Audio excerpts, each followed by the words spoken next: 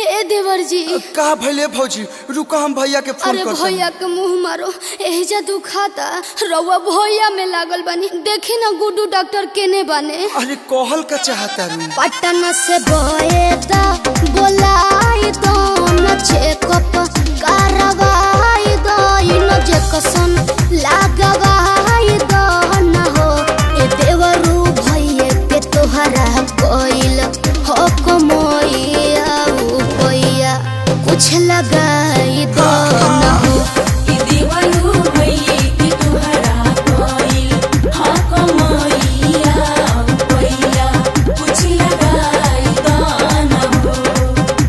ठीक बा बुला देतनी तब तक सेव खइबू ना संतरा खइबू ना केरा खइबू अरे नाजी रउआ के खाली मजाक के सुझता अरे तो बताओ ना का खइबू पनीर पकौड़ा आ चटनियो ले आ दे तनके अच्छा ले आती है। अरे पाची चालू करके गोलंबर से जाकर पनीर पकौड़ा ले आओ और सॉस मत भुलाई है। हेलो भैया हाँ बोला।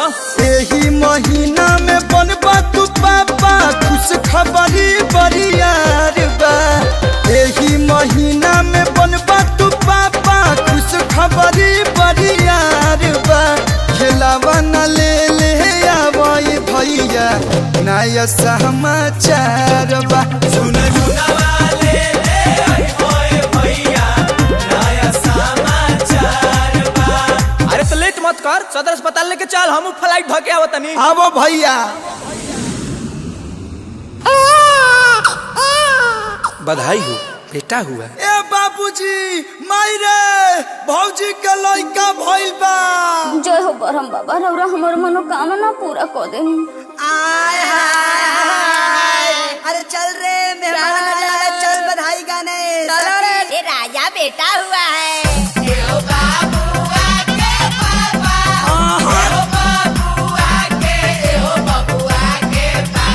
अपन सौवा दिया जीजा जी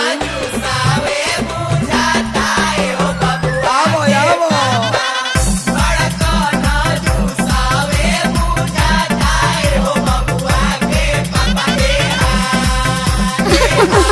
अरे धूल उड़ा देला लोग जुड़वा देव जा। अरे सखी हई देखो ना जीजा जी कितना कंजूस बाड़े हई भतीजा भइल बा आ लुटावत लेमचूस बाड़े एक कट्ठा लिख दी का बौरा गइलो।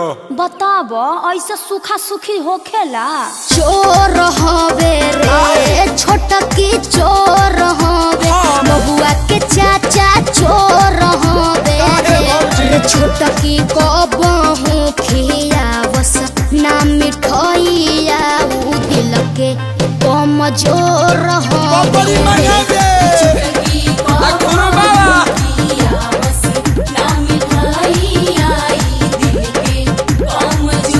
ए मनीष जी तनी मीठा में रसगुल्ला लेके आवत ता। नमकीन में सिंघाड़ा चली धौरी महाराज अंगना में रेडियो दुआरा पर वीडियो छता बापा डेक लगावा दीजिए जाजी हमरा बबुआ के बरही मना दीजिए जाजी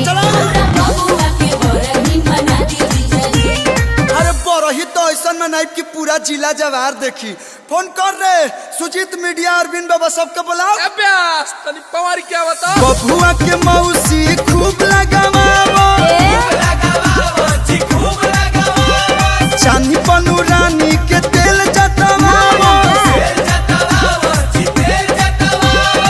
अरे यो गोरेली सौरी के दुहरियानु हो जियो ब्यास छलकत जा अरे यो गोरेली सौरी के दुहरिया की अन धन खूब लुटावो देखी जीजा जी ज्यादा नइखे बोलत अपना के देखी ना पहले का अंगना में ताहर हिलेला कमर लवंडा नियन अंगना में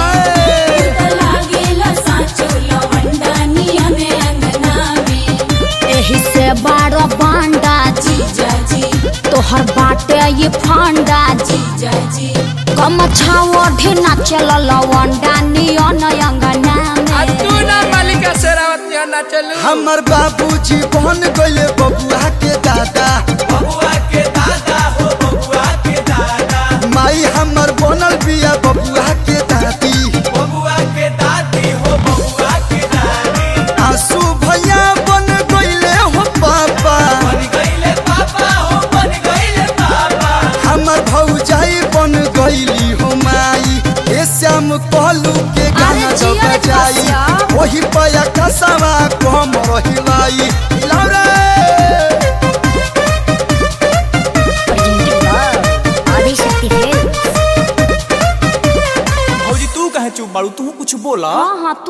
पढ़ाओ दीदी।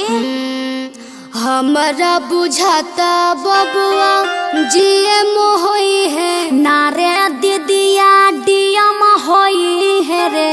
तू ही गाओ रे दीदिया हिंद के सिताराई तो सीएम होई है मोदी जैसा पीएम होई है रे। दीदिया हिंद के सिताराई ता सीएम होई है मोदी जैसा पीएम होई है रे। उ सब तो ठीक बा, लेकिन ए साली जी भतीजवा के का नाम रखाई? विनोद, ना ना कमलेश, आई हम आरू धन है भौजाई। ए अखिलेश भैया 27 के तैयारी करो, लइका 27 में पड़ल बा।